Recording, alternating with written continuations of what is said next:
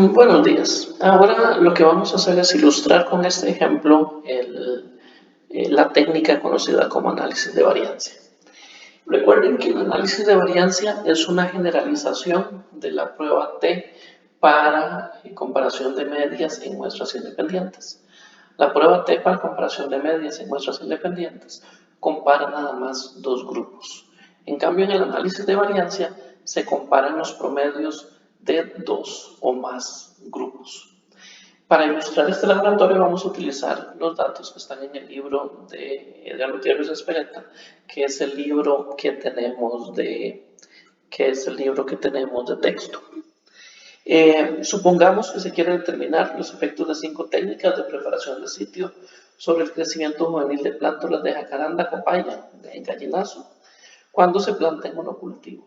La jacaranda son unos árboles que pueden ver en el campus de la Rodrigo Faso de la Universidad de Costa Rica, entre la Facultad de Ciencias Económicas y el comedor estudiantil. Se establecen 25 parcelas y cada técnica de preparación es asignada a 5 parcelas seleccionadas al azar. Las parcelas se plantan a mano y al final del tercer año se mide la altura de cada uno de los 25 árboles. Entonces vean que lo que tenemos es una variable cuantitativa, la altura de los árboles, y aparte lo que tenemos son varios grupos. Entonces lo que se quiere es comparar los promedios de crecimiento en los 5 grupos definidos por las 5 técnicas de preparación. Las instrucciones son pues que haga un análisis exploratorio de variabilidad y normalidad con gráficos de cajas. Después haga pruebas de homogeneidad de variancias y de normalidad condicional.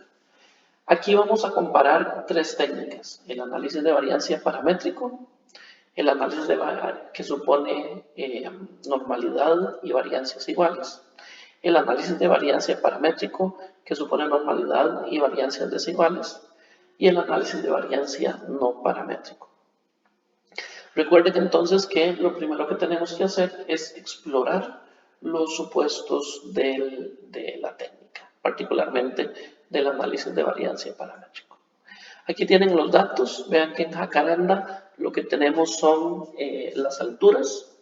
En grupo factor lo que tenemos es, en formato de factor, los 5 grupos. Bloque en este momento no es necesario, pero es parte de los datos que tenía el libro de don Edgar. Y todo esto lo vamos a incorporar a un data frame que vamos a llamar JACAR. Lo primero que vamos a hacer es un análisis exploratorio de variabilidad. Y el análisis exploratorio que más se usa es el gráfico de cajas o gráfico de cajas y bigotes, que en inglés se conoce como boxplot. Veamos entonces cómo estoy planteando primero las etiquetas y después el gráfico boxplot. Veámoslo aquí. El gráfico boxplot nos sirve para hacer distintos análisis. Primero que todo, es un análisis exploratorio que nos anticipa lo que podríamos encontrar en el análisis de variancia. Las líneas gruesas son las medianas, los extremos de las cajas son cuartil 1, el de abajo, y cuartil 3, el de arriba.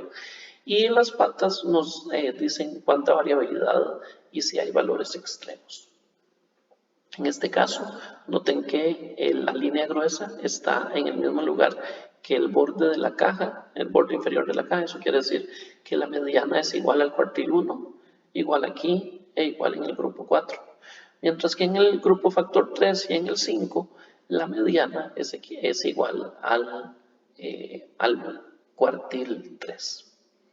Además, veamos, lo que andamos buscando es también explorar, bueno, y dado que no están las medianas, ya lo que nos está sugiriendo este gráfico es que las medianas de crecimiento de las jacarandas es mayor en el grupo 1 y el grupo 2, en el grupo 3, 4 y 5, porque vean las medianas aquí abajo, mientras que las medianas aquí están arriba. El otro aspecto que nos permite explorar el análisis de cajas es ver la variabilidad. Buscamos primero que las cajas tengan la misma altura, y vean que casi todas las cajas tienen la misma altura, prácticamente iguales. Eso nos sugiere que se cumple el supuesto de homogeneidad de variancias, elasticidad. Y aparte, toda la altura, tomando en cuenta las patas, también es muy similar.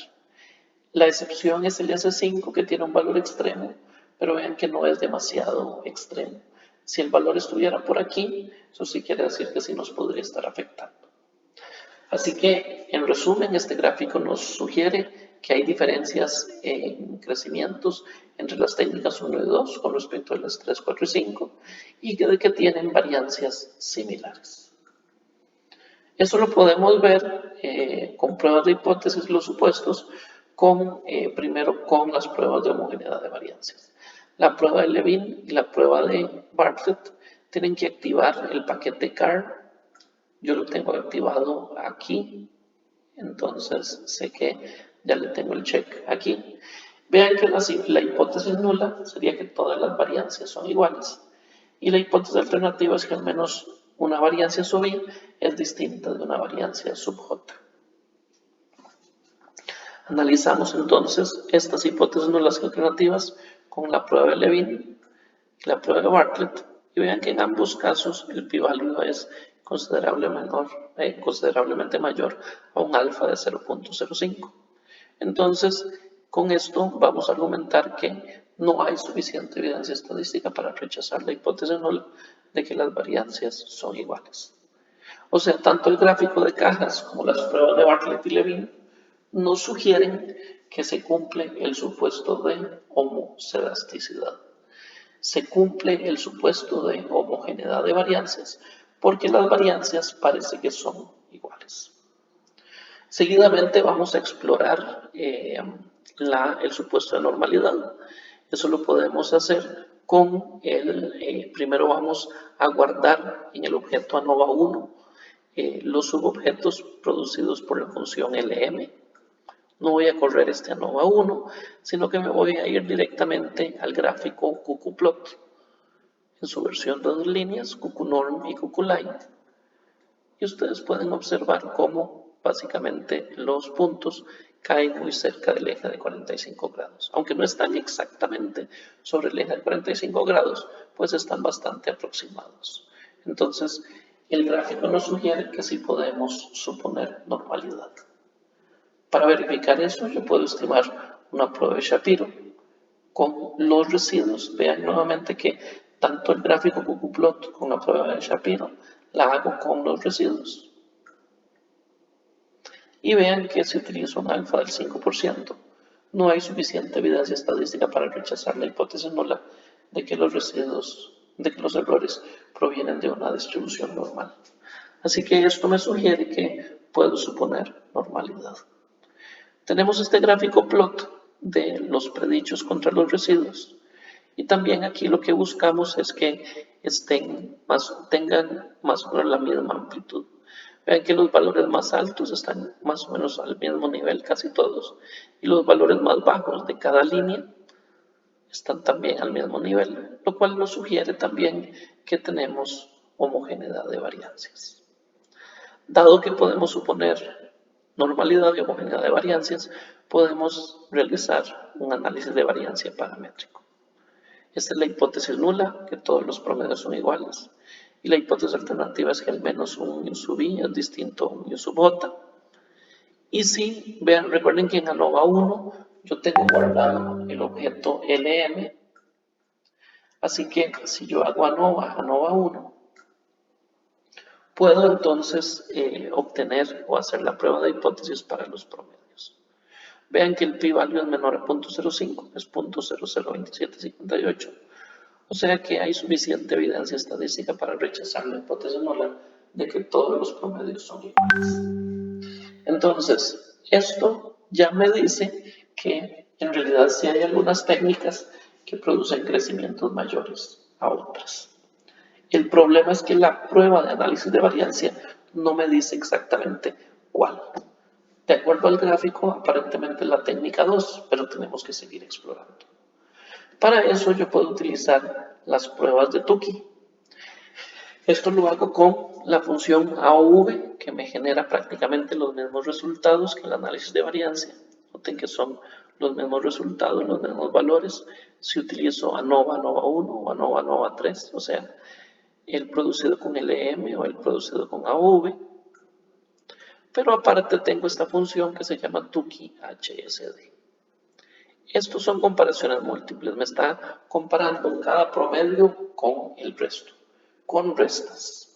Así que aquí lo que tengo es, esta línea es el promedio del grupo 2 menos el promedio del grupo 1, eso da 0.30. El promedio del grupo 3 menos el promedio del grupo 1, eso da menos 0.54.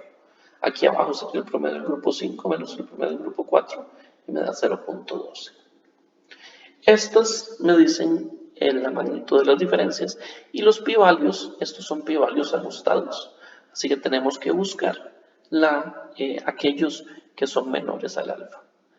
Y observamos que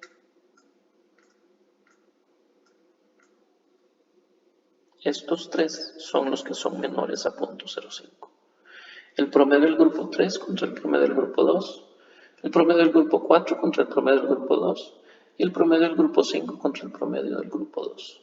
Todos esos son menores a 0.05. Entonces lo que podemos argumentar es que en realidad el crecimiento con la técnica 2 es diferente al crecimiento con la técnica 3, con la técnica 4, con la técnica 5. Y como todos estos valores son negativos, lo que me sugieren es que el promedio del grupo 2 es mayor al promedio del grupo 3. Así que aparentemente es la técnica 2 la que me produce mejores resultados. El único problema con este análisis es que yo no puedo decir que el promedio del grupo 2 es mejor al promedio del grupo 1, porque su pi-value sí es mayor a 0.05. Entonces ya vieron que el análisis de variancia paramétrico me permite hacer la comparación de todos los grupos y la prueba de Tukey ir comparando promedio por promedio. Ahora, ¿qué pasa si se violan los supuestos del ANDEVA paramétrico? Si se violan los supuestos del análisis de variancia paramétrico, podríamos empezar con lo siguiente. Si se viola el supuesto de homocedasticidad, pero si se cumple el supuesto de normalidad, yo puedo utilizar lo que se conoce como el ANDEVA heterocedástico. Y en R está programado con one-way.test. Tenemos la misma hipótesis nula y la misma hipótesis alternativa, y aquí genero el one-way.test. Vean que con la misma forma que el LN. Vean que el pi-value es menor a 0.05, así que también aquí hay suficiente evidencia estadística para rechazar la hipótesis nula de que los promedios son iguales. Pero el one-way.test no tiene una función como el Tukey para ver cuáles son los que son diferentes. Así que lo que tendría que hacer es programar una comparación uno por uno y corregirla por Bonferroni. Lo que voy a hacer, en general lo que se hace es comparar los pi-values contra el pi-value entre 10. ¿Por qué entre 10? En realidad la cantidad de comparaciones que estoy haciendo es la combinatoria 2 de 5. Es todos los pares que puedo formar con 5 objetos. Lo primero que voy a hacer es en grupos almacenar la cantidad de grupos. Tengo 5. Y voy a crear dos matrices de 5 por 5, con NAs para almacenar todas las diferencias de promedios y los pi-values. En matriz diferencia medias voy a almacenar las diferencias de promedios y en matriz pi-values voy a almacenar los pi-values. Aparte, en total.cells, lo que voy a sacar es la combinatoria 2 de 5, que si ustedes lo hacen aquí verán que era lo que nosotros ya sabíamos, que la combinatoria 2 de 5 es 10. Esa es la cantidad de comparaciones que vamos a hacer. Ahora bien, hago 2 ciclos para ir comparando entre uno y el otro. Hago este for y después digo que si el i es igual a j, eso lo que pasa es que estoy comparando el promedio contra sí mismo, así que en la matriz lo voy a alimentar con un NA. Pero, if else, entonces ahora else, si no estoy comparando el promedio contra sí mismo, lo que voy a hacer es que en matriz diferencia medias, en la fila I, columna J, voy a almacenar esta diferencia.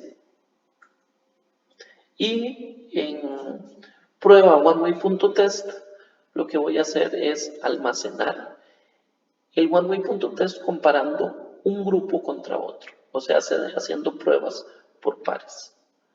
Almaceno ese en un objeto, el p-value lo almaceno en un objeto, pero este p-value lo voy a multiplicar por total.cells, que es la corrección de Bonferroni. Si esa multiplicación es mayor a 1, entonces a ese p-value le pongo un 1. Pero si esa multiplicación es menor a 1, ese va a ser mi p-value. Así que este es el doble ciclo. Esto es para ponerle las etiquetas. Y aquí tengo la matriz de diferencias y la matriz de p-values. Esto lo que me dice es que la diferencia entre el promedio 2 y el promedio 1 es de 0.30 y su p-value es de 0.3716. Esto es lo mismo, la matriz entre el promedio 1 y el promedio 2 es menos 0.30 y su p-value es de 1. Y aquí también su p-value es de 1 porque es una diferencia muy pequeña. Aquí nuevamente lo que ando buscando son, en esta matriz, los p-values que sean menores a 0.05. ¿Y cuáles encuentro? En realidad solo encuentro dos, que son o estos dos, o sea, S2 contra S3 y S2 contra S4, o es lo mismo que es S3 contra S2 y S4 contra S2. Eso lo que quiere decir es que los promedios que son distintos son el 2 contra el 3 y el 2 contra el 4. Con Bonferroni, como es más estricto, menos potente, más conservador, no encuentro diferencias entre el promedio 2 y el promedio 5. También, ¿qué pasa si se viola cuando se viola el supuesto de normalidad y el de homoselasticidad se debe a valores, se viola los de homoselasticidad por valores extremos? Entonces tengo el análisis de variancia no paramétrico y ese es el Kruskal.test. Vean que el p-value es menor a 0.05. Así que hay suficiente evidencia estadística para rechazar la hipótesis nula de que los promedios son iguales. Y en lugar de las pruebas de Tukey, lo que existe es la prueba de Dunn con el método de corrección de Bonferroni. Esto lo tienen que instalar, el Dunn.test. Y aquí tienen las comparaciones múltiples, que es parecido a la matriz que yo tenía. Lo que ando buscando son los p-values que sean menores a 0.05. Y los p-values que son menores a 0.05 nuevamente es la diferencia del 2 contra el 3, veanlo aquí, y el 2 contra el 4. Algo parecido a lo que encontré con la prueba de Bonferroni con el one-way.test. En resumen, lo que estoy encontrando es que la técnica 2 produce árboles más altos que la técnica 3, que la técnica 4, y solo con el análisis de variancia paramétrico encuentro también que con la técnica 5. Para efectos prácticos, ¿qué es lo que ustedes tendrían que hacer? Recomendar utilizar la técnica 2 o la técnica 2, básicamente. Con eso termino. Muchísimas gracias.